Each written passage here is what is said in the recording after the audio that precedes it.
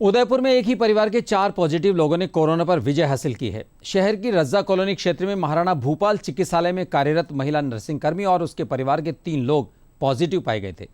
इसके बाद उन्हें अस्पताल में भर्ती किया गया और इलाज भी किया गया। अब ये लोग पूरी तरह से स्वस्थ होकर अपने घर जा चुके हैं।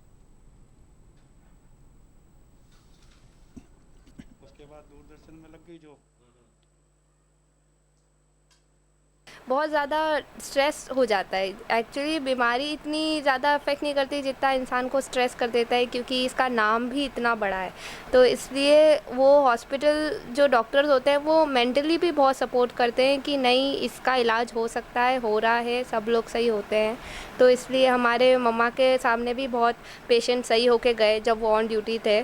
तो इसलिए हम सबको भी यकीन था कि वो सब भी सही होके आएंगे। मैं जब से यहाँ पे आया हूँ उसके बाद क्वारंटाइन होने के बाद हॉस्पिटल में हुए थे क्वारंटाइन, और उसके बाद हम क्वारंटाइन के बाद जब से आए हैं तो अभी हम अवेयरनेस ही दे रहे हैं और नमाज़ें घर में पढ़ते हैं और अलग अलग कमरे में ही रहते हैं, और इफ्तारी भी जैसे अब रोज़े रख रहे हैं और उसके बाद इबादत कर रहे हैं और रोज़ कुछ रूटीन का कुछ काम कर लेते हैं।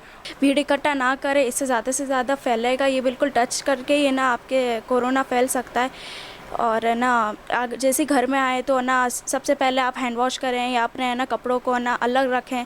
इससे ना वायरस है ना अपन को इतना अफेक्ट नहीं कर पाएगा और अपने परिवार भी सेफ रहेगा। जिस बीमारी से ये उभर के आए हैं, 1 महीना ट्रीटमेंट लेके आए हैं और क्वारंटाइन होके आए हैं, मैं आम जन से यही कहना चाहूँगा कि अपने अपने घरों में रहें और इबादत करें और गॉड से प्रार्थना करें कि ये बीमारी जल्दी से जल्दी ख़त्म होए और लोगों को सद्भाव और सुखी आनंद का जीवन प्राप्त मिले। मेरे दोनों बच्चे पॉजिटिव हो गए थे, तो मुझे मतलब फर्स्ट टाइम तो बहुत ज़्यादा डर भी लगा था, परेशानी भी हुई थी एकदम कि भाई ऐसी बीमारी जो सारी दुनिया में फैल रही है।